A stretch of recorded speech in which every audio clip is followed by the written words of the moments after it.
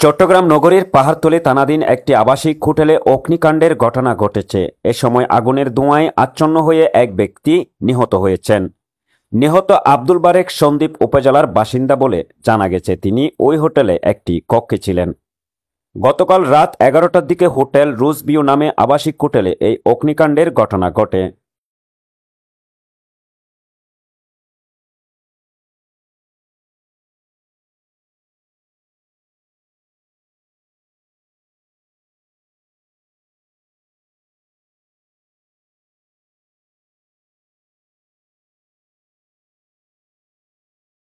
Chittagong fire সার্ভিসের উপসহকারী পরিচালক আব্দুর রাজ্জাক জানান, রাত 11টার দিকে আগুন লাগার খবর পেয়ে ফায়ার সার্ভিসের 2টি ইউনিট ঘটনাস্থলে আসেন।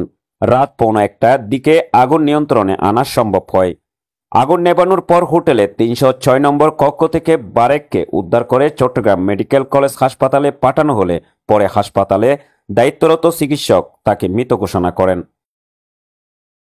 পাহাড়তলী থানার ভারপ্রাপ্ত কর্মকর্তা কেফায়েতুল্লাহ বলেন, তিনি শ্বাসকষ্টের রোগী ছিলেন। আগুনের ধোঁয়ায় গুরুতর অসুস্থ হয়ে তিনি মারা যান। নিহত বারেকের মরদেহ ময়না তদন্তের জন্য চট্টগ্রাম মেডিকেল কলেজ হাসপাতালের মর্গে রাখা হয়েছে।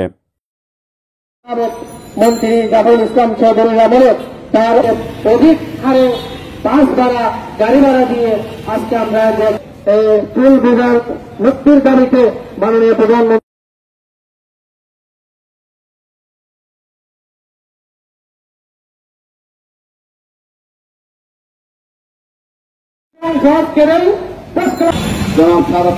বক্তব্য রাখার জন্য আমাদের আগে উপস্থিত হয়েছেন সেই আইনুল কবির মুজিবুর রহমান সিআইপির বিরুদ্ধে নানা রকম কুচ্ছ রচনা আমাদের বিরুদ্ধে কথা বক্তব্য দিয়েছেন।